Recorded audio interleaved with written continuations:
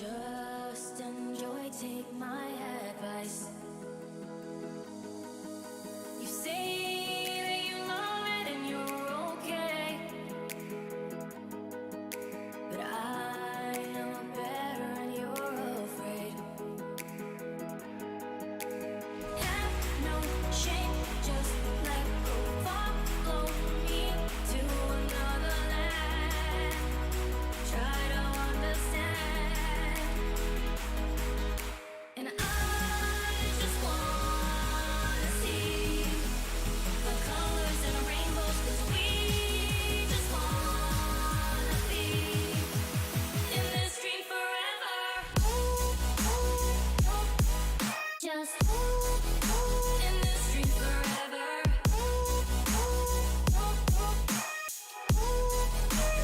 Forever.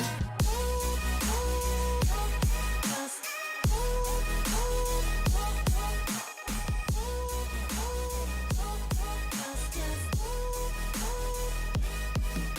and I just wanna see the colors and the rainbows, 'cause we just wanna be in this dream forever. Just wanna see. Just wanna see.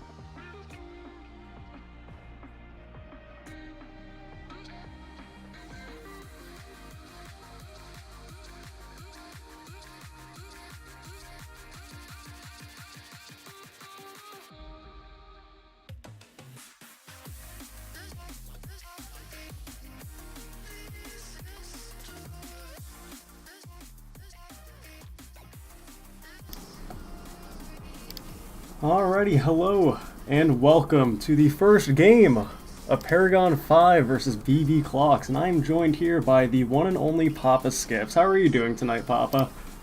Oh, I'm good, buddy. I'm excited to be here for my first SFL cast, man. Actually, I'm gonna have you repeat that real quick. I had the wrong output for my Discord, so go ahead and go ahead and speak for me again. There we go. I'm excited to be here for my first SFL cast, so I'm ready to go. So excited to hear. So far off the bat, we're already getting into bans very quickly enough, and sure enough, taken away from your only chance are the two scary tank junglers that he has shown so much presence on, that being the Rammus and the Sejuani. Yeah, I mean, Ramos is such a big champion, especially for your only chance. He's had a lot of success on it, and I don't think people have respected it as much as they should. Yeah, no, especially in the mid lane. I think I've seen him blow more flashes on mid laners than probably anyone else in the game. I think that seems to be his primary target, coupled with not your only chance, Licenseless Rider in the mid lane. Those two seem to have a good synergy in the amount of pressure they can apply with that additional jungle pressure. But otherwise, we're actually seeing Jarvan the Fourth over by for the side of Paragon 5, and Jason Alistar as well as Lucian taken away for BB Clocks. I mean, I feel like Lucian is still, even with the AD carry changes and the Korea AD carries coming back in, I think Lucian is still pretty pick or ban worthy. So I agree with that, especially. Yeah, so otherwise we'll see with having to ban away something as strong as the Lucian, they're leaving something even scarier up. So Paragon 5 are going to take advantage of that and take the Vladimir first pick. Yeah, and we can see that going a couple different places. You know, we can see in the mid lane, we can see in the top lane, and I mean, we have and can see it in the bot lane, but I think it's pretty unlikely. And speaking of mages in the bot lane, looks like thereby also is going to be taking the Zyra, and your only chance, not going for a tank this game, instead he's picking up the Rengar. Yeah, I think Zyra overall in the SFL in recent weeks has made a strong presence and has been coming in pretty strong. Rengar, though, I have questions for. I mean, I feel like he's so feast or famine. You know, I think there's champions in the jungle right now that can do that and be allowed to fall behind. It's understandable, especially excuse me, when you're going against some unkillable beast, that being, you know, something like the Vladimir, and not only is Ezreal safe as a pick on his own, but coupled with a Tahm Kench, you know, you're almost never going to be able to just blow up one of these, you know, two squishies, if you're even going to call Vladimir a squishy, even to that extent of getting blown up by that Rengar. Right. I mean, that's already, you know, two lanes that Rengar can't really go to with a lot of success right away. So we're gonna have to see what comes out for the rest of the team and see if he can find somewhere to apply some pressure and start getting those early kills that Rengar needs. You know, we'll see if Paragon 5 actually continue drafting to allow some picks that might, you know, benefit the Rengar, or if they just entirely, you know, they look at that pick and they say, we're going to make sure every single pick on our team is going to be something that can kind of take care of themselves in some way, shape, or form, so you can't just get a obnoxious lead just off of one lane if they decide to, you know, just loop it. But in the bot lane, I don't think he's going to get many opportunities to gank, because I can probably expect the Caitlyn and Zyra picked up for deep focus, and thereby also just be constantly pushing into this for Ezreal Tom in the bot lane. Right. You know, that's, you know, the bot lane for P5 is definitely a very safe lane. Just wants to farm and scale to that late game point. And what team is this? P5 and BBC. You know, they have that shoving advantage, but they don't have a lot of engage or anything like that to kind of force something, and not like you would want to force something into a Tahm Kench anyway. Can be kind of wasteful. Absolutely. I want to see if Nova is able to utilize the Tahm Kench anytime we've seen it picked in the SFL. Like, yeah, they pick it so much with the intent of, oh, I need to, you know, just keep swallowing someone and keep, you know, make them safe and not have to fear about anything, and they don't really utilize something like the near global ultimate for any sort of flanks or anything like that. But BB Clocks looks like they're going to take out Skarane's jungle pool the best he can, taking off the Shaco and the Lee Sin, while on the other side they take out mid laners of the Cassiopeia and the Orianna. Right, and the further echo that Tom Kench pick, in the SFL at least, is essentially just a lane pick. You know, we don't, like you said, we don't see those big plays coming in the people who pick the Tom Kench. It's just here's your one out, here's your save. He's just a bot in that sense. You know, he's here just to gobble you up and spit you back out. And outside of that, we don't see too much of the champion's potential outside of the lane too terribly often. Well, as the rest of the picks for Paragon 5 are brought out, we're actually seeing the Galio and the Nocturne. Again, two champions that I can't really imagine a Rengar would be too excited to jump on. I really don't think there's much room for opportunity there, and the last pick for BB Clocks is going to be the Ahri in the mid lane, so two mages for solo lanes. Right, and I'm interested to see too. We haven't seen a lot of Vlad, and I'm fairly certain we haven't seen any Swain in the top lane, so that matchup will be pretty exciting to watch. Yeah, so it is really annoying to see these compositions becoming, or I can't even say becoming popular, having been popular for so long in this most recent meta with just the reliance of ability power items, things like the Murillo Nomicon, you know, even something as early as the Lost Chapter to help with laning phase and whatnot, just ends up making these, you know, mages and ability power users in these solo lanes so much more beneficial and just can ramp up a lot faster than, say, their AD equivalents can. And I'm actually happy that we're seeing two marksmen in the bot lane, but I really do think that BB Clocks have a pretty heavy advantage with the long range of that Caitlyn Zyra. I can't really imagine Ezreal and Tahm Kench can really wave clear too well in their tower, so I'd like to see if Nova is able to set up CS as best he can with the Ezreal. McTrump isn't even going teleport either, he's actually opting for the heal. Right, and the thing is with these two comps that we're seeing is they're trying to do similar things in different ways, right? Like, your Caitlyn's going to scale up on BBC, your Swain can be monumental in the late game, and at the same time you have those equivalent matchups on the P5 side. You know, Vladimir scales fairly decently, Ezreal obviously a huge scaling champion. Both teams have a jungler that kind of fall off toward the late game, so it'll be interesting to see how these two teams play it out. Another thing I think it's interesting to mention, I know the mentality that Deep Focus may have had taking the teleport for the Caitlyn was to match that of the Ezreal, but now there's going to be a heal on the side of Paragon 5, but not that of BB Clock, so if there is a 2v2 or even, you know, if the junglers are involved, a 2v3 or 3v3 skirmish, that's going to be one team without the advantage of heal. So Zyra does have the exhaust, so any sort of potential burst that does come out from the Ezreal Essence Flux, and if they try to dive onto the Caitlyn or the Zyra, there's a little bit of burst that can be negated there. But not having that heal might end up making the difference. Oh yeah, for sure, and I agree. I can see where that thought process comes in from. But yeah, that does make a clear disadvantage, and I assume the Tahm Kench running the cleanse has taken Unsealed Spellbook, so that's just another advantage for the lane phase of P5 that they can utilize. You know, I'll be really interested to see if Shazarang is able to utilize the Galio pressure in the side lanes. One of the most frustrating things to watch in these SFL games, or even some of the competitive LCS games even, is having this Galio pick in the mid lane, which obviously in mid and late stages of the game is going to be invaluable to you in team fights, regardless of what you do for the first 10 or 15 minutes. But to utilize the ultimate and, you know, have pressure with the jungler, you know, if the jungler's ganking bot, see if you can make a gank bot too. You turn that 3v2 into a 4v2 situation. So I just really want to see if they do pick that Galio, that they make the presence that makes Galio such a strong pick, instead of just, oh, I'm going to use this TP and I'm just going to TP back to mid over and over and just farm up my waves and not do anything elsewhere. Right, and another thing too is to think about is that Galio is further unlocked by this Nocturne pick, right? I mean, Nocturne can throw the Paranoia out, they can make dive buddies, you can hide that presence of the Galio when he's looking to make those ulti plays.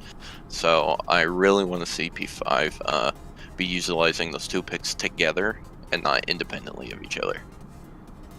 Yeah, I completely agree. That's definitely one of the more devastating combos, especially if you are diving into the backline. You know, if your Caitlyn and Zyra are all alone and, you know, Swain's in the middle of 5 people trying to do as much damage as he can, and Ahri's trying to assassinate someone, and so is Rengar, you know, your bot lane could get pretty easily neglected and almost forgotten about to something as scary as a Nocturne Galio diving them and Vladimir taking on the rest of whoever remains. And if Ezreal is actually able to position correctly and, you know, take down the likes of the Rengar and whoever else is jumping on him, then it could be a very easy wipe for Paragon 5's composition to take over BB Clocks.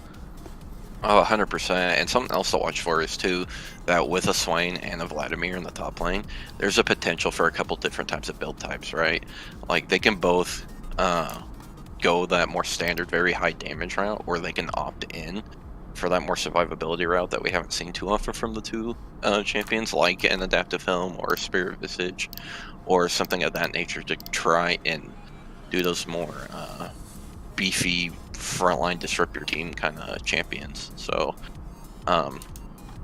it'll be interesting to see on top of that, you know, if one of them's going the more damagey route and the other one's going for the sustain tankier route, or if they both go for the tankier route, because both teams have quite a bit of magic damage on them with the Ezreal, the Galio, and the Zyra and the Ahri. So it'll be interesting to see what these two top laners go for in that aspect. Now, I'm not sure about your knowledge of Rengar preferences or anything like that, but I see the Fleet Footwork Rengar, and I've seen so many different variations of what Rengars are going, but most recently I've seen a lot more Fleet Footwork Rengar. Is there something to that, do you think, or? I mean, you know, when I started in SFL, I was a jungler, and Nocturne was, or not Nocturne, Rengar was one of the champions I was never really apt at playing. But what I would think is you want to try to go for the most burst as possible, especially when you're going against something like a Tahm Kench or even a Vladimir and a Galio, in which it's hard to burst down. So it'll be interesting to see what he's going for with this mastery. Yeah, and otherwise, I look at all masteries across the board just with the rest of this game. I do see the Phase Rush Vladimir and things like the Electrocute Swain, like other things that I'm not really too surprised of seeing, you know, Aftershock Galio, and with the seeing the Fleet Footwork Caitlyn as opposed to some of the trends that I've seen in the bot lane with Caitlyn picks is the Grasp of the Undying, getting that Resolve tree to pick up the Demolish for the early turret platings, but it doesn't look like Deep Focus is opting for it this game. One of the things I am surprised about, though, is that both Vladimir and Swain are two champions that can go a Grasp mastery route and have even more sustain in the lane, which can be pretty valuable. So we get something a little different to see here as we get into the game. Very awesome. We'll see if both teams opt for the usual lines of scrimmage that we typically see, and we'll see what teams try to establish what early vision, see if they can actually get some sort of idea of where these junglers are starting and what priority they're going to apply and where that's going to be. Yeah, we see just a basic line of scrimmage here. I don't think either team really has too much of a invade potential with their champions. A lot of them are just, let me get the lane, let me start scaling up, and get advantages there. Yeah, it doesn't look like it's going to be anything too wacky. We actually see, even though Tom did bring the Cleanse there in the bot lane, instead of going Unsealed Spellbook, he did go for the Guardian instead. Yeah, I don't really agree with that too much. Like, really the only form of heavy CC is coming from that Zyra. You know, charms are easily able to dodge, but I think I don't really agree with what he's going for here. I mean, so much of it is very skill shot, hit or miss. You know, there's not like a Maokai in the game that's just going to press W on your AD carry or whatever. So Ezreal has his own ability to dodge and weave out of skill shots, so maybe that's for some of the other members of his team. We'll just have to wait and see. Actually, but all in all, go ahead. No, I wasn't gonna have anything in particular. I was just looking at the Doran's Blade Ezreal down, or not Doran's Blade, Doran's Shield Ezreal. So I'm noticing that it is gonna help some survivability versus the Caitlyn autos and the Zyra plants. But I'm trying to think how, again, they're going to really handle the amount of pressure that they can actually push down there in the bot lane. It's gonna be pretty impactful depending on how many turret platings they get early too. Oh yeah, for sure. I mean, I agree with the Doran Shield pick a lot. Pick up there. I mean, Zyra pokes very heavily. Her auto attacks are actually fairly strong for a mage. And then the Caitlyn range too. So I think that's a really smart pickup here on the side of McTrump. Yeah, it's always pretty exciting to see McTrump on Ezreal too, you know, even though it's typically a little bit of a slow start, and you're going to expect a slow start with the Tahm Kench in the bot lane as well, so really nothing too crazy is going to happen. But once it gets to those team fights, he does show a good amount of mastery on this Ezreal, and if you do leave him alone, he doesn't get targeted down, he will, if he does have the resources available, will take out the entirety of your team with it. Right, and I think Ezreal overall is just a strong pick in this league. There's a lot of AD carry players in the league that can utilize that champion very well, with the likes of McTrump, Inigo, Deep Focus even as well. You know, it's a very contested pick in here, in this league, and we have some pretty good guys who can play it. Absolutely. It is always nice to see a lot of these players. They do have distinguishable play styles and champion pools that does separate them from each other a little bit, give some sort of sense of individuality. And like you said, some of them have more reputable performances on it than others, and even some people have champions that are so strong that you'll see it banned versus them almost every single game. When I think about that, I think of a lot of mid laners in the SFL that have specific picks that there's times I've never even seen them play it, despite knowing how good they are on it, because it's always banned away from them. Right, and then the moment that that pick is readily available, it's almost insta-locked by that person, you know? And it's like it's almost a disrespect kind of thing. But I don't think we saw too much of that here. They just prioed the Lucian man over the Ezreal, and I think Trunk's good on both champions, and he's going to take the other one every time. But we see Rengar in the top lane here.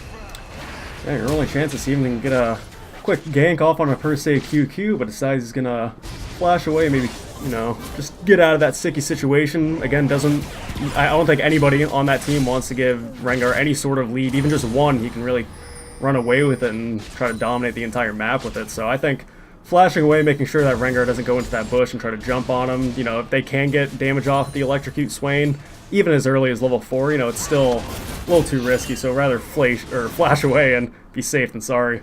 Oh yeah, I mean, especially since that Rengar was right there on the bush. If he doesn't flash there, he definitely dies. So hopefully we'll get to see that Rengar revisit that top lane, that blend flash, and see if he can make something happen, especially before the stopwatch comes off. Absolutely, and it does look like for the most part that BB Clock's just over, at least in the top lane and the bot lane, there is a little bit of a CS lead, and as I said that, I think Vlad picked up a good 2 waves, so it's not as much there, but otherwise, your only chance is going to get picked off by Shararang there. Very good first blood for Paragon 5 is going to help that mid-jungle duo try to take over the map a little bit more with that presence now. Oh yeah, that's very important for that mid-jungle duo for P5, and that's the thing that a lot of people don't realize about Nocturne is, yeah, he wants to farm till 6, but he's gonna try his hardest to invade your jungle, get in your face, and really try to take your camps and power farm to that 6, and your only chance just got caught out by it. And Nocturne is actually a pretty strong duelist in the 1v1 matchup, and he thankfully had the Skalio there to back him up in time. I think one of the best synergy combinations when it comes with Keystones is the lethal tempo with the Nocturne Fear, because by the time you have your Dream or whatever combined with Oven Johnson here being taken out by that Fear that I was just talking about there, it's going to result in another kill by Shararang being picked up, but being able to have that Fear attached to someone, and by the time that Fear actually goes off, then it's almost the exact same time that the lethal tempo goes off for the Nocturne, so it's almost one of the best combinations. And as you said, when it comes to just 1v1 skirmishing in the jungle, it makes it very hard to actually 1v1 that type of character. Oh, absolutely. With Spell Shield coming out too, get that attack speed increase and block one of those Rengar abilities. Denies Rengar a lot of his damage in that 1v1, so this Nocturne really utilizing that and making sure he gets his team ahead while shutting down that Rengar.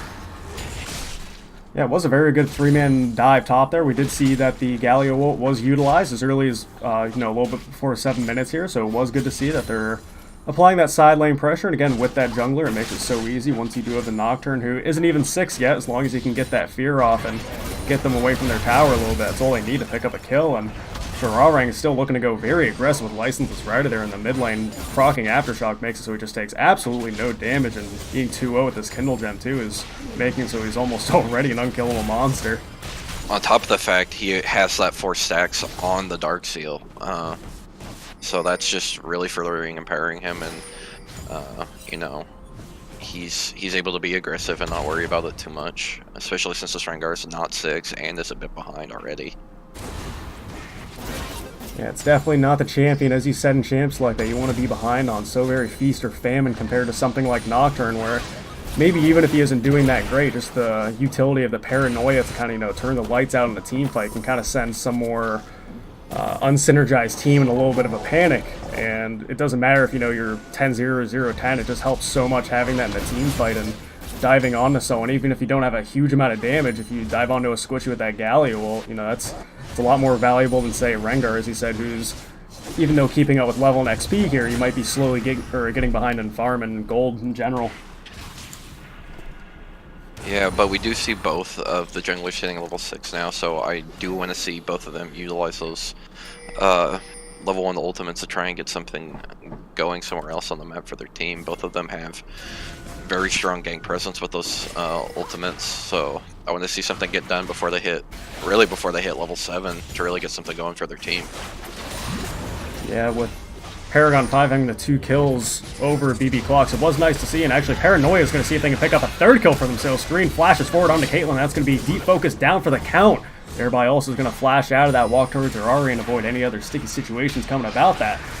But as I said, that's going to be now an almost 2k gold lead in Shararang and per se QQ, each going for their fights in these solo lanes. People are going so very aggressive all around the map here, and despite all that, it does look like Paragon 5 is maintaining their good gold lead and now kill lead, even though that BB Clocks were able to pick up that Earth Dragon in response for the 3-man dive top lane. Looks like they're starting to accumulate a lot more of a lead than BB Clocks may have anticipated. Oh yeah, for sure. That one gank on top lane, that one tower dive. I mean, there's already a level and a half difference between these two top laners.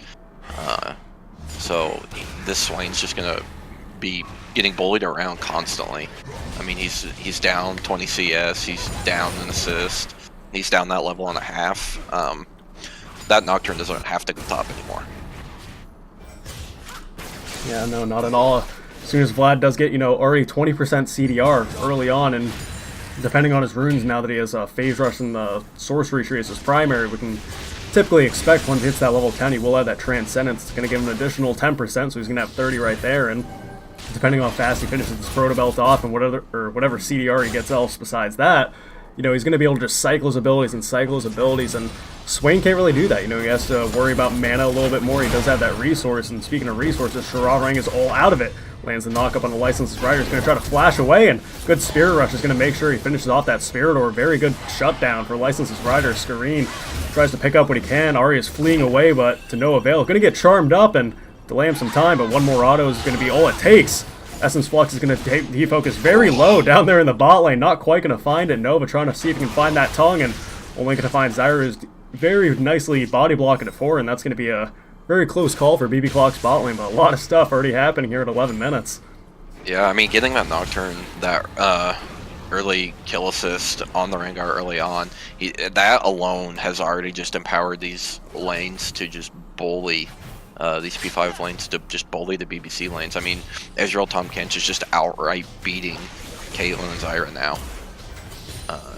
And we've already mentioned the top lane already bullying around. This Nocturne is becoming a very good pick and is already becoming very scary at 11 minutes in the game.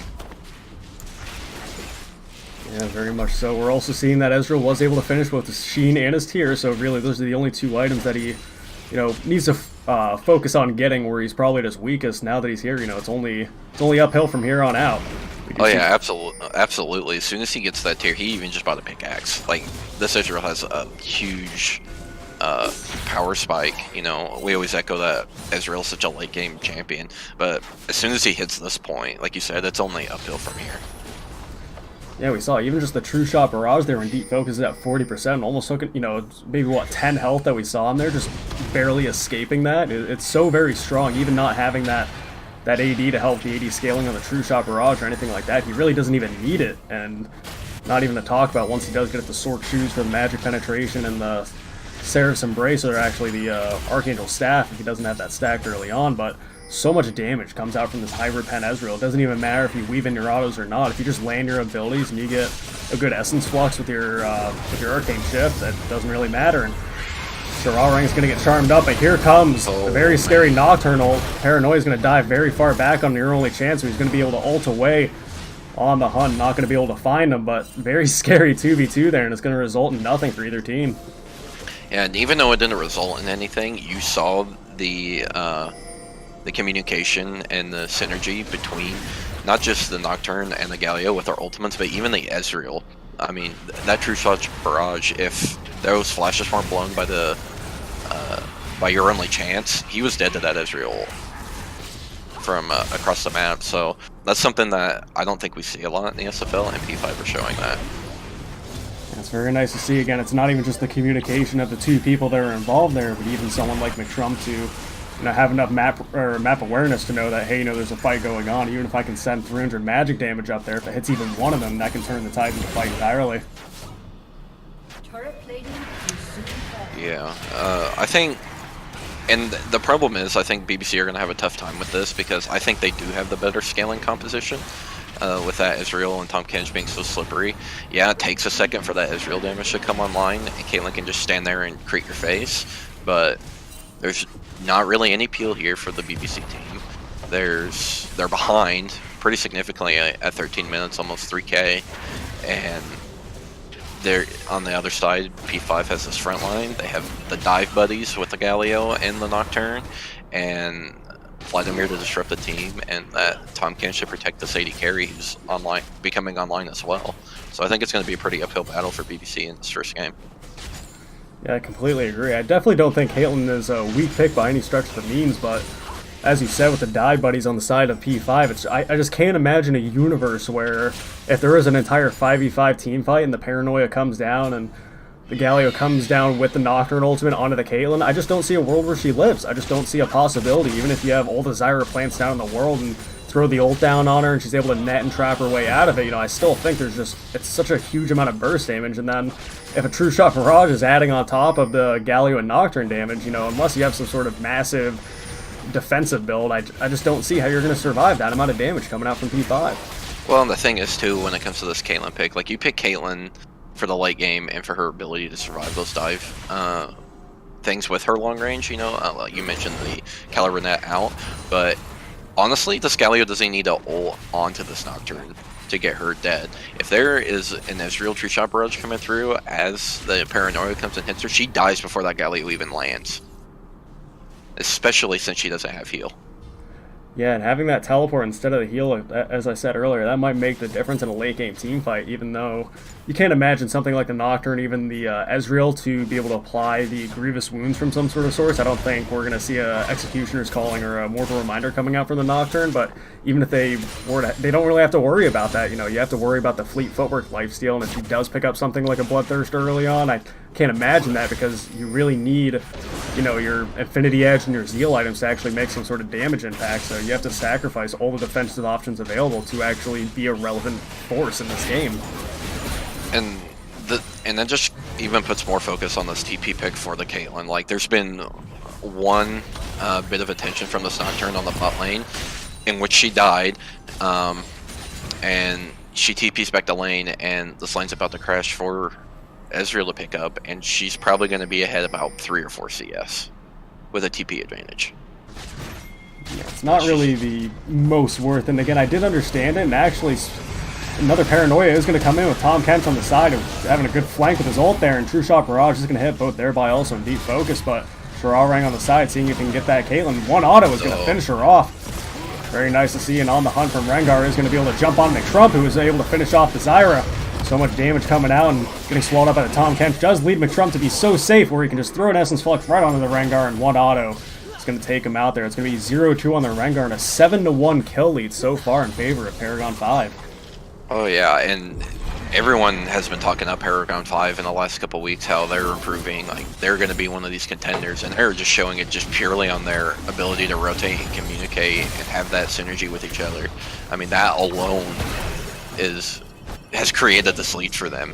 There hasn't been too many outplays by any individual member of P5, but they're outplaying the enemy together. They're invading the Rengar with the Galio coming in as backup. They're rotating down together. They're cutting off exit points. In that situation, Galio's coming down, blocking that exit point for the Caitlyn and Zyra, and they're utilizing these long-range ults very effectively. Yeah, it's hard for BB Clocks to be able to take this comp and take off with it as they really need it to at this point. Swain does have the Rod of Ages finish and does have a Sword Shoes as well, but you know, until they actually group together and have a nice 5v5 team fight, it's really not going to utilize this. And Evan Johnson's going to be taken down very low. Persei QQ's going to flash forward and the ultimate down. The Swain is going to be enough, and that Vladimir is going to be just half health, taking down that Swain down in, or up in the top lane. An incredible solo kill by Persei QQ. Yeah, I would really like to see this Ezreal and Tahm Kench be going toward the mid lane right here. That they've got the bot lane, they now have got the top lane. You break that mid lane tower and you go for one of these neutral objectives that, you know, there's a Drake coming up in the next 20 seconds. You need to apply pressure there where you have the pressure already else in the other lanes. So P5 right now just needs to keep their foot on the gas pedal and just choke this BBC roster out. We do see the dragon now respawning, so 2 dragons inside of BB Clocks right now, even though they are definitely the ones at the disadvantage right now. But if they are able to respond in these neutral objectives, it doesn't look like they're going to get an opportunity to take this ocean, so perhaps Paragon 5 are going to be able to just, without any contest, pick up their first dragon of the game. And Ocean Drake, I think, for this P5 roster is one of the better options for them. Because once they do get that all in and can pop a couple of people down, BBC does have pretty decent clear with the Swain, with the Caitlyn, with the Ahri.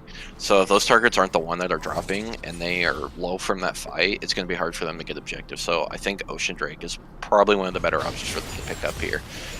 Especially when you have someone like Vlad who can just get massive amounts of HP and get that recovered back up. Another Paranoia is coming out, and there goes Deep Focus being very dead on that Nocturne Galio dive, and Shiraring's trying to get up there and tank a tower of his own, but already from the Tahm Kench is going to allow him to walk away. Rengar on the hunt again, but no targets to be able to go for with Paragon 5 doing a good job of grouping together. And here comes a Vladimir taking out the Zyra with almost no effort at all, and a good flash coming out from the Galio is going to taunt up Evan Johnson. McTrump is going to be able to finish off your only chance. License's Rider being able to swift dash away, and Noah's getting very low himself. Good charm is going to land and result in a kill for him, but not without cost. Triple kill coming out for License's Rider, but an ace is going to come out for Paragon 5. And like I mentioned a minute ago, Caitlyn was dead before Galio landed. Like, they did that perfectly. You know, they paranoid, they shot the true shot barrage through, and Caitlyn was gone before Galio landed. Yeah, to have no sort of peel or even tanky frontline. Again, Swain is able to act as some sort of pseudo frontliner with the amount of health and maybe resistances he's able to accumulate as the game goes on, and the massive amount of healing that comes out just naturally from his kit. But to have nothing really beefy to sit next to this Caitlyn, protect her from anything, you know, like you said, the Nocturne, and Zyra's able to do damage of her own and, you know, apply the slows and the massive amounts of crowd control she can bring out with her ult and whatnot. But to be able to save this Caitlyn, again, she's 0-3 right now, and it's only 21 minutes in. I can't imagine team fights are going to go any more different, as now Nocturne has his Guardian Angel finish, already had his Warrior enchantment, and as the side of P5 get more and more items, it's just going to be quicker and quicker deaths for them. Right, and you know, we can sit here and critique not having a front line as much as we want, but Nocturne doesn't care about a front line. He's going to fly past him and ignore him anyway, so will Galio once that Nocturne gets there. So we can critique that all as we want, but I think the main point of focus here with these struggles is just their ability to get through this early game relatively unscathed, and you know, Nocturne just outplayed Rengar. You know, that's, as soon as that happened, BBC just had to recover and start to play a little safer, and they just didn't do that. Yeah, with the junglers, though, there is a massive, massive gold difference. Nocturne having 9,700 gold, Rengar just barely being under 6,000 right now, only having that Warrior enchantment and the Hex Drinker, while on the other side of that, Nocturne again has the Guardian Angel, the Warrior enchantment, and now a Gargoyle Stone Plate. So not only does he have the just flat AD to be able to just take out that Caitlyn or even the Zyra if he decides to go for him, or just about anyone else on the side of BB Clocks, but having that revive from the Guardian Angel, having the bonus health that comes out of that Gargoyle Stone Plate active, so now he's slowly getting more and more unkillable. Another Paranoia is going to come out, it's going to type on a Deep Johnson, good True Shot Barrage is going to add on damage, and the rest of the members of P5 are going to be here with that Tahm Kench, so they are wasting no time at all getting these objectives. Yeah, and it's going to be hard too for even BBC just to try to defend their the inside portions of their base. You know, they're so far behind. They do have the wave clear, but it's not on a point yet that it's just going to be able to annihilate waves, especially when a Baron pops up for P5 and they get that. You know, it's going to be hard. They can't answer a split pusher. Vlad can split push in this with his lead into this composition. Nocturne can do the same thing. Galio can.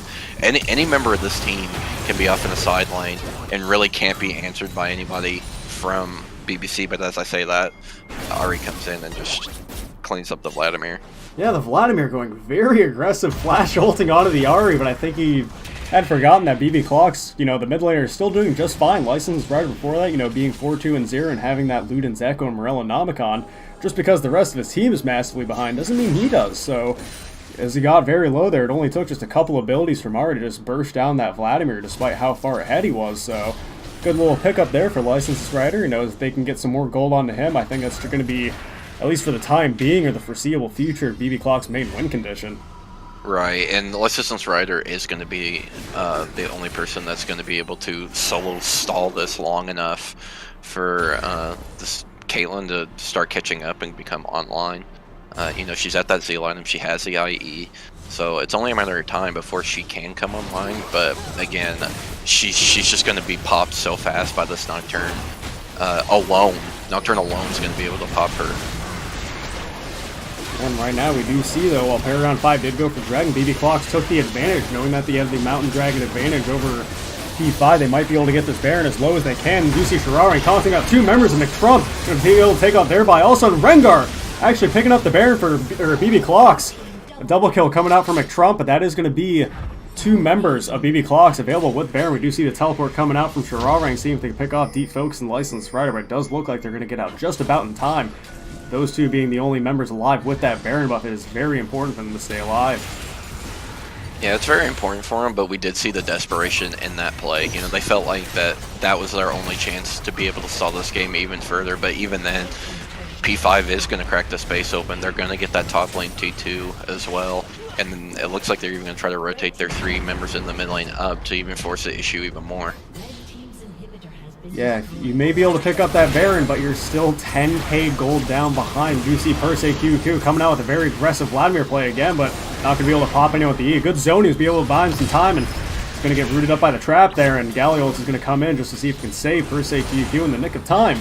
Looks like instead of getting that top lane turret, though, BB Clocks are doing a good job to defend what parts of their base they can. Yeah, I mean, it was a very ambitious play for Persei QQ to go in on that for the Vladimir. I think if you just regroup with your team, you might be able to get a little more damage on that top tower, but at the end of the day, it didn't really cost them too terribly much, so they're just going to reset and wait for this Baron to time out and keep their foot on the pedal. Yeah, we actually are seeing out of McTrump, though, we are seeing the Mirror Mana was finished for his first tier item, but as opposed to the trends that we've been seeing in a lot of Ezreal play, we're actually not seeing McTrump opt for that second tier item, so he's not going to get that additional ability power coming out from the hybrid Ezreal that we see so popularly nowadays, and the utility that comes out from a True Shot Barrage across the map, even if nothing's happening in a fight. If you do have that Seraph's Embrace available, that usually allows them to open up, instead of a Blade of the Ruin King, to maybe go for the Hextech Gunblade to, you know, utilize the healing that would come out from more of your magic-based abilities. But instead, he is going to go for the Blade of the Ruin King, try to take out the beefy Swain that is pretty much health-based and has no resistances to go along with it, and doesn't want to take the scaling time to, you know, get that second tier item and wait for it to come online. When instead he says, you know, I'm going to get that early damage. I have this advantage. I'm 5-1-7 so far over this Caitlyn. You know, the bot lane of BB Clocks being 0-6 cumulatively together. You know, there's a massive lead that McTrump and Nova have right now, so he's saying, you know, I don't want to take any scaling. I want to see what advantage I can get, what damage I can do right now to see if I can close out this game. Right, and I think it's a very smart pick as well. You know, that extra tier, that Seraph's Embrace, it does take another few minutes to scale up, and that's not what you want if you're a P5 right now. You don't want to wait for that Ezreal to get a bit more scaling. You have your foot on the gas. You are cracking open their base. You don't want to stall this anymore, trying to wait for something like that to happen, because that gives BBC the time to scale up themselves. So I agree with the call on that. You know, you mentioned the shield, the utility of Seraph's Embrace. He's got the Tom Kench. He doesn't need it. Who's going to get onto him anyway? Yeah, there's really no threats right now for BB Clocks. We did see another on the hunt pop by the Rengar, but besides, granting vision of who's around and if they can get some knowledge on what P5 is trying to do, that's really all it can be used for. Rorang's going to get rooted up there, but not going to take any damage right now. Having that Morello Nomicons and the Proto Belt, having so much health and the resistances coming out from Aftershock is just going to make him an absolutely unkillable beast for this BB Clocks comp. Yeah, we're in an awkward position in the game right now. You see the split front for P5, but they're not, they're not looking to try to crack the base here. They're just trying to maybe force somebody from BBC to think they have to make a hero play or make a mistake, and just wait for this Baron to come back up. Yeah, we did see a good flash charm there coming out from Licensed Rider, but they were able to disengage from that pretty easily. Nocturne still has his Guardian Angel available, and the Vladimir trying to get the one last auto off on the bot lane inhib, and meanwhile, two members of Paragon 5 are trying to crack open that top side of the base. There are a couple more autos with that Essence Flux procced on that tower. One auto, and I'd say another one or two coming out from that Ezreal is going to result in that inhib tower being finished, and that's going to be the third inhibitor if they're able to crack that open. McTrum going very aggressive with the Essence Flux. Zyra isn't quite going to find him. Swain W also looking for something. There comes a True Shot Barrage, taking out a lot of deep focus off, and there goes the Paranoia coming on the Caitlyn. The Chilling Smite's going to go down, and near side she's fleeing, and Scarina's godlike. Evan Johnson is in the middle of as many members of P5 as he possibly can, and Galio getting charmed up and swallowed up by Tom Kench is going to be able to spit out to safety. McTruff is very low and is on the Spirit Dash coming up with his own. His Hourglass is going to buy him a second, going to take another Mystic Shot to the face, and that's going to be a shutdown for Licensed Rider. Picking up McTrump there, and that's going to be a 1-for-1 for both teams.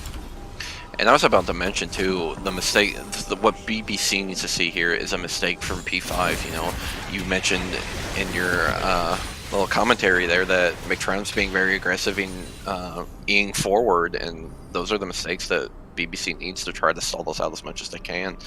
Yes, they lost a lot on the back end of it, but it didn't lose them the game. It got some gold in their pockets. It gives them a little more time to stall, clear out these waves, and maybe try for a Baron steal here.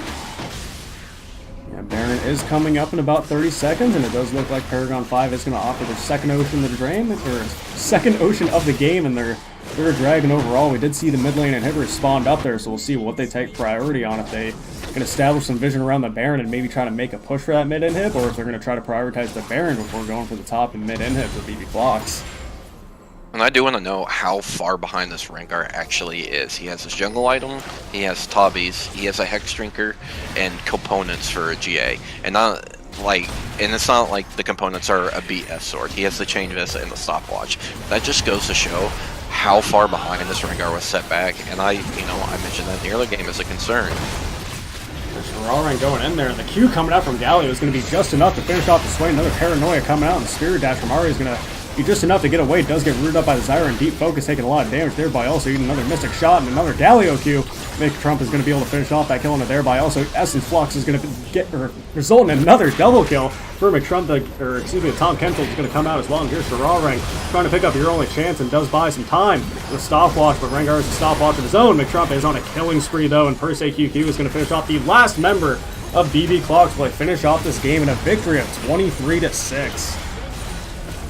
Yeah, that was pretty well played fight there for P5, and really using those long-range semi-global ultimates to really have an impact there, especially getting in the base and finishing everything up.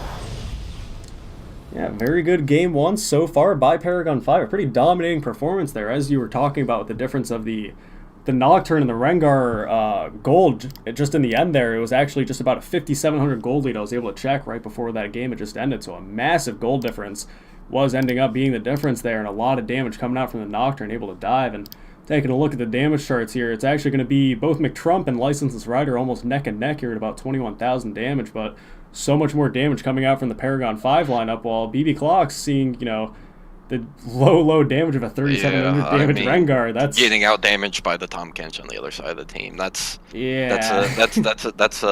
something that Rengar is something you're going to want to put away for a while. After a performance like that, I mean, that's just yikes. I may not be At least when I was starting one of the better players, but yikes. Holy cow, you put that in your pocket, you keep going in the scrims with that one. Yeah. That's going to be something to practice up, and instead we'll see if BB Clocks does decide to shake things up in this game too. But otherwise, we'll take a little bit of an intermission break. We'll play some music here and get this next lobby set up. But otherwise, we'll get into Game 2 of Paragon 5 and BB Clocks just as soon as we can. So don't go anywhere.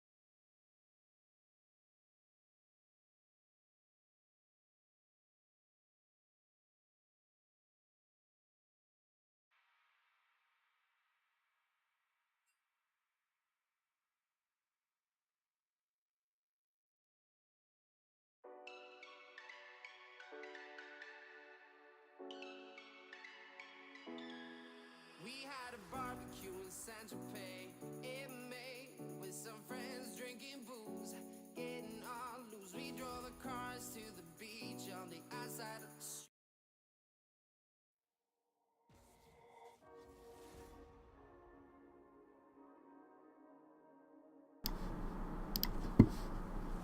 Alrighty, and here we go. Game 2 of BB Clocks versus Paragon 5. And as we get into bands here, Papa, what do you think? If you had to sum it up in just one quick sentence or the best little summary you can, what was BB Clock's downfall that game? Draft. Just draft outright. I mean, the problem is, it wasn't even their draft. They picked, on paper, a winning bot lane, a winning mid lane, and a top laner and it's a more volatile matchup. But on paper, they drafted better winning lanes, and let P5's really strong point in the jungle take over the game. So, you know, if you're gonna draft winning lanes and can't perform on them, then you lost draft phase. You know, and I already see kind of the same thing happening again already. Yeah, so far we do see that your only chance isn't going to be able to pick up the tank junglers as the Sejuani and Rammus are tanking off the table, as well as the Jarvan, and per se QQ isn't going to be able to play as Vladimir again, and either team is going to have the Alistar or the Jace, but we actually are seeing your only chance not having the Rengar this time, but he is going to go with something still just as aggressive. Oh no. As the Xin Zhao, and it looks like Skarane, I'm not sure how I ever was supposed to pronounce that, but either way, it looks like he's going to say, alright, Chance, I'm going to show you how to play some Rengar. I know how we're supposed to be unbiased and everything, but I really just want him to style on him with this Rengar. Like, I just want it to happen so much. In any competitive match, if one person can beat someone on their champion and then take it from them the next game, that's like the ultimate form of disrespect in my mind, and I absolutely love it. Oh yeah, I mean, we're all here to be competitive, and this is the epitome of what every one of us wants to do to somebody, and Skarane is going to go for it, and I really like it. That's going to be really exciting to see. Hopefully he has a little bit more success than Chance did, but otherwise we actually are seeing that Shirarang isn't going to be able to play Galio again, and Licenseless is going to be able to play Ahri again, as well as Cassiopeia, so a lot of these heavy AP and very high influence mid laners, as well as Zoe being taken off, so we'll have to see what each side decide to opt for in the mid lane. There's still a few options available, but probably closer to A or B tier than anything else. And, you know, I mentioned it, you know, within the first, like, 2 picks for each team in the draft that they were already getting outdrafted again. But we just saw your only chance try to do something on the champion where he had to make some earlier plays. Granted, Xin Zhao has the opportunity to do it a lot earlier, you know, start at level 2, level 3, level 4.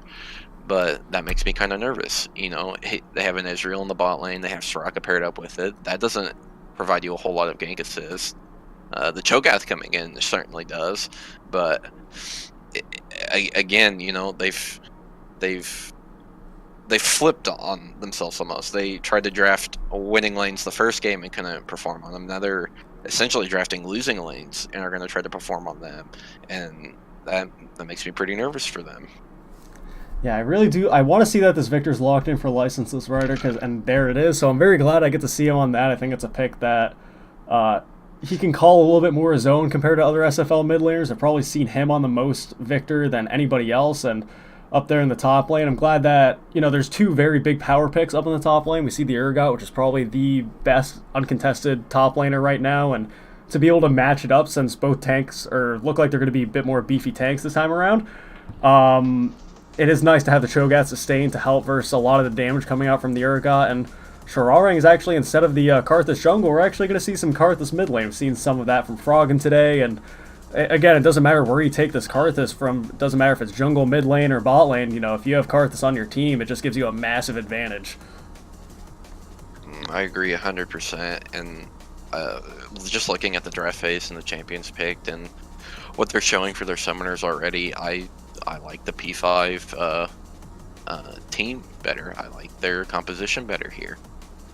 We don't get to see that Victor in you know, the top lane to try and deal with the Urgot. I mean, NA Victor is a thing, but it's just it looks like a different view of what's going to happen again. Ezreal is going to need to scale up, and you have the Zinzao to try to empower that. But like I said, there's no gank system there.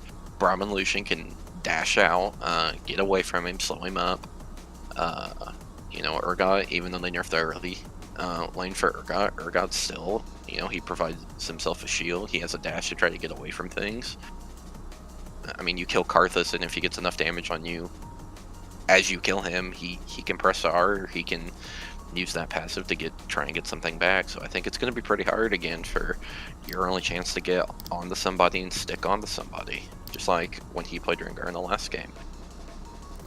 Yeah, no surprise when it comes to the bot lane marksman right now. Ezreal Lucian is probably one of the most popular bot lane matchups right now in the current meta, the current patch and whatnot. I do very much, as you said, like Paragon's 5 bot lane and their overall composition a lot more, but having something very high kill pressure, that being the Lucian and the Braum, especially seeing Noah take Ignite now instead of Cleanse, is going to tell me that not Ezreal, but Soraka rather, even despite having Barrier, I think she's going to be in a little bit of trouble, especially if the Rengar does decide to, roam around to the bottom side of the map. If Soraka is even overextended just a slight amount, and Braum's able to, W to a minion, even if he doesn't get the Q off, if all he has to do is just auto that Soraka, if Lucian get the double tap auto, and if Rengar comes out of nowhere, we can see the Soraka being blown up very easily. And Rengar has a much easier time this game compared to the last game, just composition-wise. Forget who's playing it. Like, that's a Soraka. Oh, that's not a Tom Kench. That you're gonna two-shot that at like level 6, level 7, assuming the barrier's down and the heal's down. But even then, that's even if it's not, and she gets out by the skin of her teeth with that heal and the barrier, there's a Karthus. Yep. That's a global. I don't care. I'm killing you. Yep. I like this P5 composition a lot better. With all the hype around them, I like the team better. Granted, I haven't seen a lot of BBC play, and when I was on Wasted Potential as a player, we never got to play them. But and that's the story of SFL right now too. Is the top 4 teams, depending on what your power rankings are, have shown weaknesses against these teams at the bottom half of the table. And it's not a different story for BBC right now either.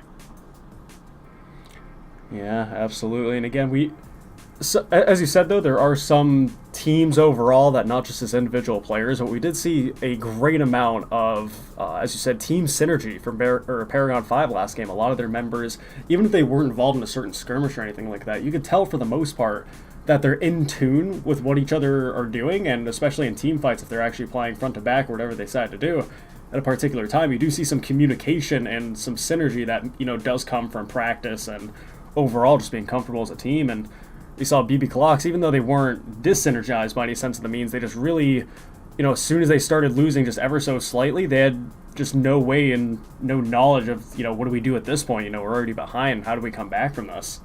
And the thing, and that's so important just in a setting like this. This is not LCS, this is not SFL. Or this is SFL, so even on paper, if your team is better player-wise, the team that has the better communication and the better synergy is going to beat you every time, right? It's for those people who are watching who weren't with us last season. There's some bigger name people on this BBC roster, namely someone like Licenseless Rider, who did have a decent game in the last game. And the P5 players, they're, with the exception of Trump, all newer players to the league, and they've shown better communication and better synergy within this last week and over our break week, that I think a lot of these upper tier teams are going to be sweating bullets when they have to play them. Absolutely, and I'm excited to see that something coming out of Licenseless Rider, who again, it doesn't really matter who's facing up in the mid lane. We always see him try to go for like early 1v1 skirmishes, even if he's on something that wants to, just farm and slowly scale up like the Victor, that he is going to get in your face, and even something as small as taking the Ignite versus the Karthus' TP. I'm wanting to see if he can actually utilize that kill pressure, and so far we're seeing a lot of pings coming out from Paragon 5 right now. Yeah, this is a team, the Paragon 5 team, in which you could to try to do a cheeky invade. You have something like the Braum that can really get that started for you, but it does look like they're just gonna keep it simple, stupid, and just do a line of scrimmage. Yeah, so far there are a couple of the members of Paragon 5 right now. They are in that bush, and we do see some on my way pings of BB clocks coming out, suspecting that there might be something in there. The collapse coming out from both Victor and Zen. It's going to result in Scream flashing away, and per se QQ fighting off with a cannon. Decides to opt to flash away. Good rupture is going to land on 2 of the members of Paragon 5, but not much is going to be found from it. Ezra was able to proc his Kleptomancy, but not, or actually I was going to say not getting any items. That last Mystic shot does give him a red pot, so that's nice. Yeah, it was really, really good of BBC to kind of sniff that one out, because that Victor could have just came down through that area through lane and just honestly blow his flash there, or even die if he's not ready for that. But one thing I do want to know is that Karthus took walked in front of a queue for the Rengar, or the Urgot. I don't remember who was the really low in there. But either way, like if that queue hits, there's going to be 1 or 2 members of BBC flashing, and that's going to end up being a kill. So just little things like that are important to know, to notice, and you know, maybe that's just the Karthus making a good play, or it's like, hey, I need someone to block this for me, I'm going to go down, you know. We're not in the comms, we don't get to hear those kind of things, but that'd be kind of insane though, I think, for that level of communication, even though we're talking them up a big on it. Yeah. But, you know. Absolutely, and again, as I said though, something that I like to see out of licensed riders. They're already pushing in Shira Ring on this Karthus right now, and does have double his CS as early on as 2 minutes so far, so it is nice for him to apply that pressure, and we do see both Xin Zhao and Rengar both in the river and hovering towards that mid lane, so Xin has really been wanting to try to get a gank off on the Karthus, but with them being so far in the tower, I don't think your only chance is going to be able to find a good enough opportunity to get him, but see how much persistence he has. One thing I do want to see out of the Karthus and the Rengar this time is to let that Karthus go and take those Raptors, right? Yep. That, I mean, he needs it. Hopefully they realize that and can utilize that, and that's going to skew the CS counts a bit, but I think if they want to have success on this, that's something they should be trying to do. Yeah, absolutely. The stronger your Karthus gets, the stronger your entire team gets. You know, it does not benefit you, or it always benefits you, I should say. As soon as if your Karthus even picks up 1 or 2 kills, it's going to be a massive advantage. And Licensed Rider's actually going to turn on Shirarang, who tried to slow him with the wall there, and turns out he wants to try to get out of there. A little bit of a sticky situation, a lot of damage coming out from Licenseless that he maybe not expected. So flashing away, and it's more than likely going to TP back to lane to see if he can pick up what CS. A Licenseless is going to try to push under his tower as he goes so very greedy. Takes a turret shot even just to get that last death ray off. Yeah, it kind of puts both of them in a weird position now. Like, yeah, he was able to stop that back, but he did take a tower shot, and Shirang is being real greedy here. I mean, if you look on your map, yep, there he comes. Since I was on the other side of the pit, but yikes, that was... I wish we got to see that on screen, what happened there to cause that, but yikes. Yeah, no, your only chance... He's been hovering around this mid lane since the game started. He wants to finish off Shirarang so bad, and even taking 2 turret shots just to even slightly get in range to E. Yeah, and if you see there, his flash is down now, so he was on the back end of the Raptor camp and flashed over to try to get it, but before our screen cut away, Shirang was kind of hovering toward the bot side, so I think he got a little impatient there, or just really wanted to improve from his last performance, and yeah, yikes. Karthus is still, you know, he TP'd back the lane.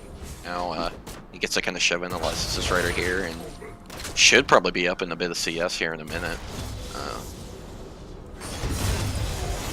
Yeah, it's pretty standstill down there in the bot lane, so I can't imagine too much excitement happening down there, but Licenseless Rider now trying to finish off his recall. Only has about 950 gold on him now, so he's not going to quite have enough to finish off the first upgrade that he would very much like to have. Not going to have teleport either. This Karthus pushes that last wave under a turret, so it's going to be a little bit awkward. He is going to go for the blasted one, so it's going to help him with that early wave or clear a lot of the early ability power, and per se QQ going very aggressive on Oven Johnson there is going to get a good rupture in response, but Urgot's going to end up being the winner of that trade for sure. And here's where I see some issues with the BBC lineup here is that you have this very early Xin Zhao who's already kind of failed a gank or two already, trying to hover around that mid lane, and your team just wants to scale. So if he's gonna be trying to make those plays, he can only make those plays if he's guaranteed to get something out of it. Unlike that Karthus one where he had got nothing out of it, but you know, we see him getting bowling around by Scaring again. Yeah, your only chance going very aggressive on Shirarang. That's actually going to be a first blood for the Karthus there, and even some 2v2 going down on the bot side of the map here. We see Nova and McTrump going very aggressive. Braum passive is going to land on deep focus, going to result in him flashing, and Shirarang getting very low there in the mid lane as well, but good first blood coming out from P5. See if they can accumulate that lead that they've obtained. And to kind of pick up where I left off there, like, yeah, Xin Zhao, I see what they're trying to do here. Like, you have a scaling mid laner, you have a scaling bot laner, you have a scaling top laner, so you want to have somebody who can kind of give them that early potential, and he's not finding it or trying to be too creative with how he's finding things, and it's overall hurting his team more than it is helping them. Yeah, the only thought process that I really see coming out from your only chance is go forward, because, you know, he goes on the crab, Screen jumps on him, so he walks toward the Victor, who's actually going to have an ult coming out for Shirarang. It's going to result in him getting a good solo kill there. Nova's going to see what he can pick up there, and the Requiem coming out is going to be enough to finish off License's Rider. But, yeah, as I was saying with the, you know, with the Xin Zhao, as soon as he walks back to his Victor, where he's in the safety, where they're at the 2v2 point, he dives right onto the Karthus and almost gets blown up by 1Q in isolation almost instantly. So he, instead of, you know, trying to find smarter plays, as soon as he sees an opportunity he can go forward, he just does. I'm not sure if he thinks what's going to be the outcome of it or not, but it's not ending up working out for him. And so far right now, the only 2 kills on the Paragon 5 are both on the Karthus. Yeah, it's already beginning to kind of look like last game, where this is going to be a rough uphill battle for BPC. Yes, they have the scaling this time in pretty much every lane but the mid lane. Karthus, Victor may be a scaling mid laner, but Karthus outscales pretty much every champion in that role, except for someone like the Veigar. So they have this the scaling on their side a bit, but here comes your only chance again. Level 5 to level 7 Shirarang. A lot of damage is going to come out from that Q, and the AoE from the Karthus is going to be enough to finish him off.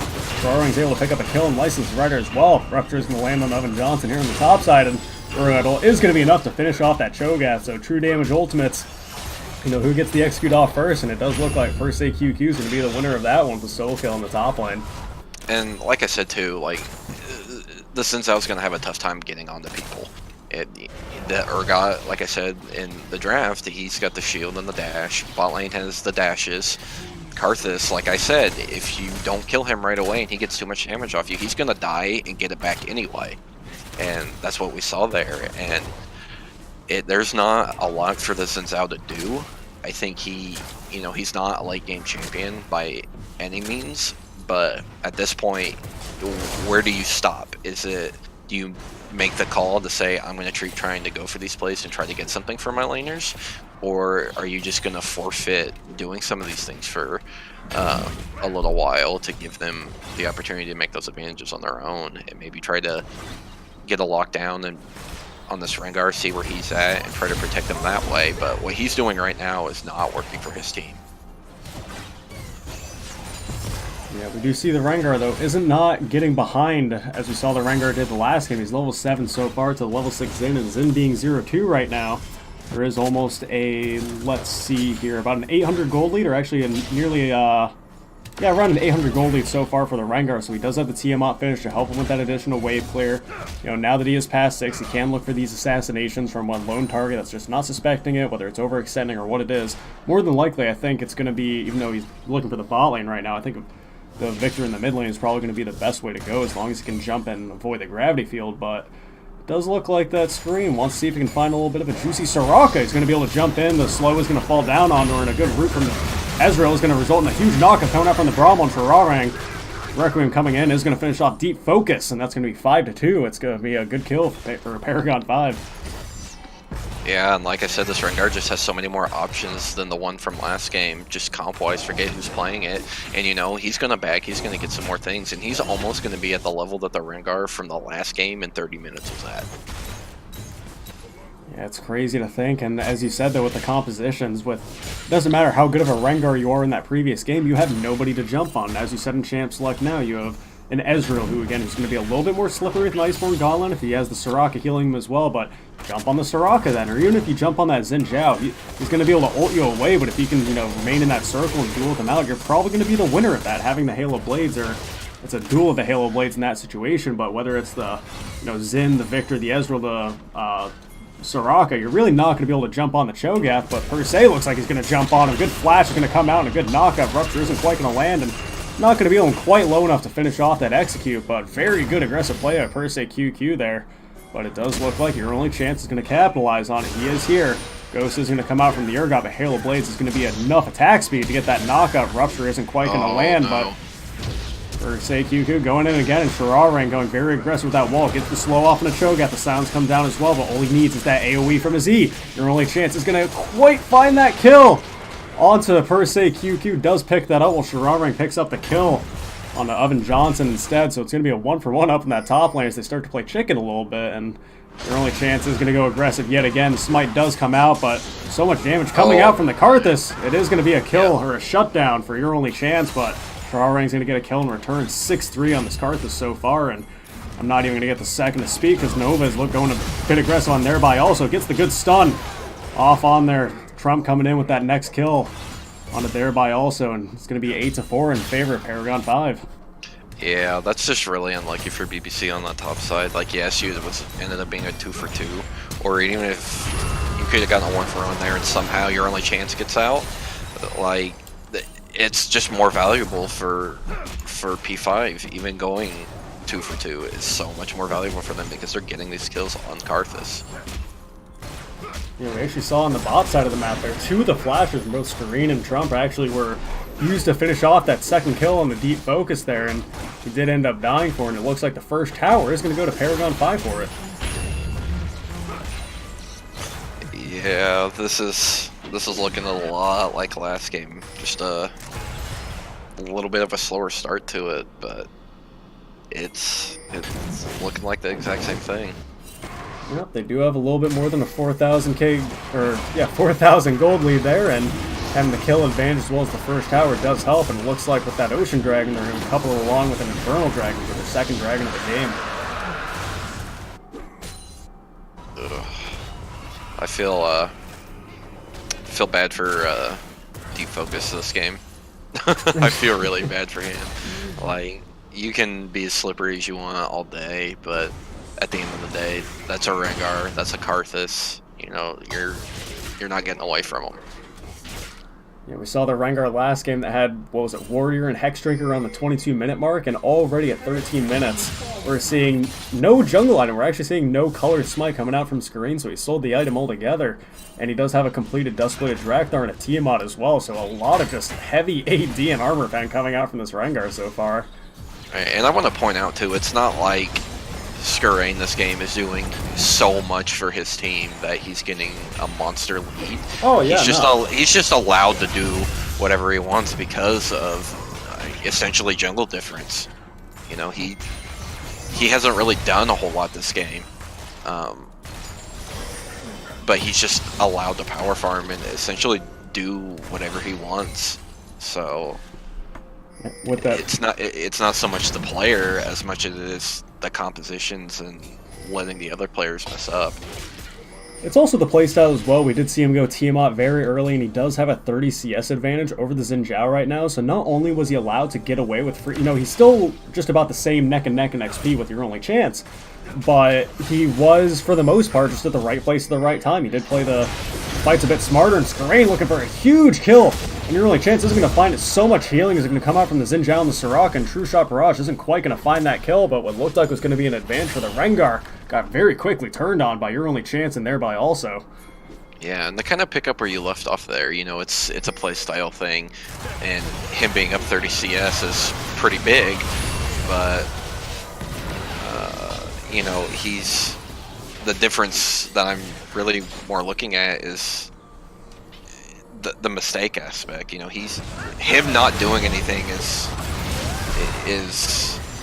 I guess it doesn't matter. He could if he wanted to, be ganking some of these lanes a little more and doing things. But when you have a Xin Zhao that's just handing kills over to your Karthus, and your solo lanes are winning on their own, you know, why not just power farm? Yeah, absolutely. If you can just get even that much more ahead of your opponent, you know, it doesn't matter if you make a substantial amount of impact. If you're able to blow up one of these squishies later on and just instantly turn into a 5v4, that's going to be all the value you need to bring to your team. And again, so far, this Karthus 6-3-0 so far with that Dark Harvest. You know, he's becoming such a more and more scary monster. We see him popping Requiem just about every chance he gets, even though there's sometimes only a little skirmish. It's, you know, it results in the Soraka having to pretty much burn the wish every time. So every time Karthus ult is coming out, more than likely Soraka ult is coming out. It's a bit of a yin-yang that has to happen. It's a yin-yang, but even at this point in the game, you know, we're just now really hitting the mid-game point. That Karthus ult is going to mean a lot more than that Soraka ult. Oh yeah. We do see that Paragon 5 also does have the Rift Herald at their disposal as well, so if they can crack open the remaining mid lane turret out here, if they can get that outer mid, it'll help them open up the map a little bit. And Victor so far does have some of his upgrades so far on this Victor, as well as that blasting one for a lot of AP, and Karthus has the Rod of Ages finished, so as that gets to be more and more stacked, you know, we'll see him have a lot more health, and especially if he starts to go towards things like the Morellonomicon or the Leandries or even Rylai's, something like that, he'll be a little bit harder and harder to kill. So even if they do manage to kill him, he is going to have that revive pass and be able to use the spells regardless. And so far we're just seeing some vision being cleared by both sides, and perhaps what may be a little bit of a 5v5 or 4v4 here in the mid lane. Yeah, and if you're BBC here, I think you want to try to keep... yeah, you're going to knock this mid tower down here in a second, but... well, hold on here. Yeah, McTrump going very far forward. A good dash is actually going to result in Licensed Rider being picked up by a screen there. It's looking up to go too far forward, and the ults coming out from both Nova and McTrump there allowed that to be just a very easy pickup for Paragon. They're going to be able to pop a Rift Herald, and you know, even though a True Shot Barrage is coming out, it's hardly going to tickle that Rengar as they go for this mid-outer. Yeah, what I was going to say is, if you're BBC, that's what you don't want to do, was right there, is you just want to keep as much of this alive as you can, because you do, in the majority of places, have the scaling advantage. You have the scaling advantage in the top lane, you have the scaling advantage in the bottom lane, you have a scaling disadvantage in the jungle, but, you know, both the champions are going to fall off at some point anyway. Rengar, not so much now because of the composition that was drafted. You know, he's going to be able to blow somebody up all the time anyway, but in the mid lane, Victor scales. So if you're BBC, you want to hold on to as much as you can and hope the defocus and the Cho'Gath can really come online and not make those mistakes that you just saw them make. Yeah, we did see Paragon 5 did pick up their third dragon of the game, and they do have 3 towers to 0 so far. So when it comes to these neutral objectives, you know, having about a 7k gold lead so far, it just seems like they're absolutely suffocating BB Clock so far. If you're BBC, again, you know, yeah, you want to hold on to these things at the same time, but you have to realize when too much is too much, and when not doing enough is not doing enough. Like, there's a balance there. Like, yes, not doing anything and trying to hold on as much as you can, but looking for those openings when they are presented to you. And it just comes down to whether or not they can realize that, and if P5 gives them those mistakes.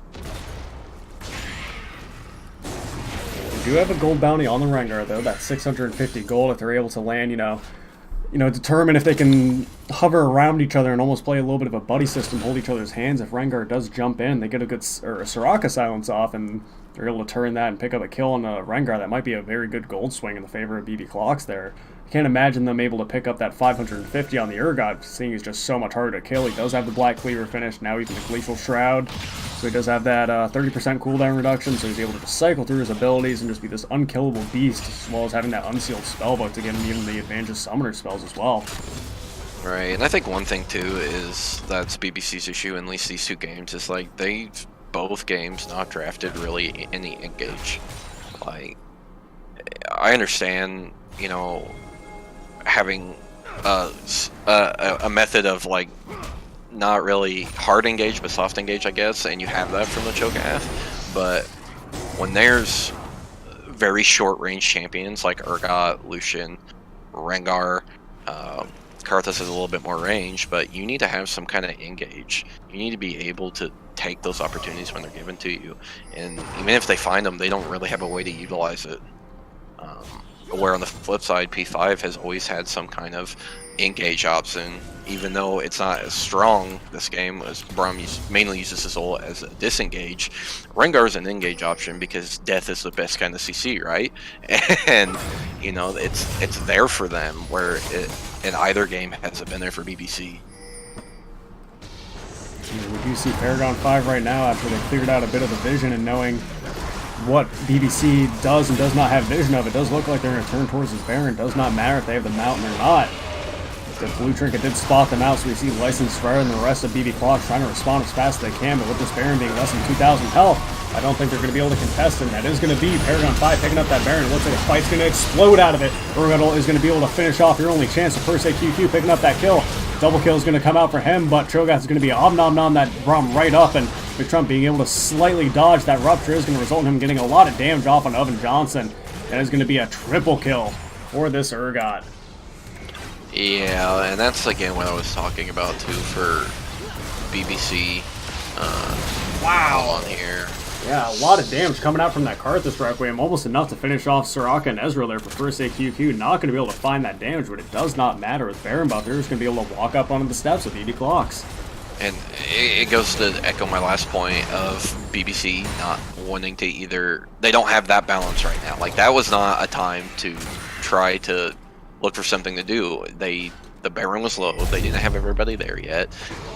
Evan Johnson was still channeling TP when that all kicked off, and it's them not having, you know, the engage to really force that, or even the damage right now because they're so far behind. That was a Baron that you can give up and lose minimal in the way of objectives. And that just wasn't the moment for them to do that. This Ezreal's still scaling up. You know, he's got his upgraded Mirror Mana. He has the Iceborne Gauntlet, but right now it's not enough. We're still waiting on the Victor. We're still waiting on the Cho'Gath to get super tanky. So that's not the time to do something like that, and they paid for it. Absolutely. They do have the Oblivion Orb and the Blasted Wand finished on that Victor, so he's going to be working ever so closer to his Morello Nomicon, but as you said, I really do think he is the primary win condition right now. I can only imagine the damage from the Victor, you know, being the one to save these fights. Ezreal did finish off his second tier, so he will be opting to go for that Seraph's Embrace there, see how early he can get that, and until he does pick up that extra AP and the other, you know, AD and all the other offensive stats he needs to pick up damage in these fights, I really can't imagine, you know, where else the damage is going to come from. You have a Cho'Gath up in the top lane who, as we saw, was able to feast on the Braum, and it's very good to have that true damage execute as well as your, you know, frontliners able to apply all this crowd control, but there's really not a lot of damage coming out, and Xin Zhao as well, after he finished off that Warrior, we see him going for a lot more of a health and defensive build, and speaking of the Xin Zhao, he was able to ult away there, and Rupture coming out to disengage anything that might have come of it as well, but Nova and Screener looking to hold hands together and see if they can find the bot lane with McTrump down there trying to get that bot lane enter. I don't even think it would take a lot of errors by P5 for BBC to have a chance to win this game. Yeah, speaking of errors, a couple errors are made there, and a lot of damage coming out from that Karthus Requiem allowed for all this chaos to happen. A double kill for that Karthus, and McTrump's going to be able to finish off that tower, and that's actually going to be a 5-0. That's pretty much going to be game. Yeah, no. That was an absolutely crazy engage there by P5, and they were able to completely turn it for pretty much no cost at all. They finished off that bot lane inhib, and with the soonest timer coming up being your only chance in 10 seconds, it looks like it's going to be C'est la vie for BB Clocks, and it looks like that's going to be a 2-0 victory for Paragon 5 here at 25 minutes in the game. Yeah, and you know, there's been a lot of talk and hype around P5 the last few days or the last week or so, but they just showed us that hype was well deserved by taking down one of the top tier teams. Yep, absolutely, very well done there by Paragon 5. As you said, a very dominating performance for both games, not just the one, and some of the games that we've seen in the SFL are a lot closer, and they're a little bit more on the edge of your seat. It's a little bit more of a back and forth and 50-50, but not this series. Paragon 5 takes it almost effortlessly, and we'll take a look at the damage charts here, and no surprise, Karthus is going to be topping it more than anybody. Oh yeah, that's expect to see. But hey, he did more damage than Sinzao this time.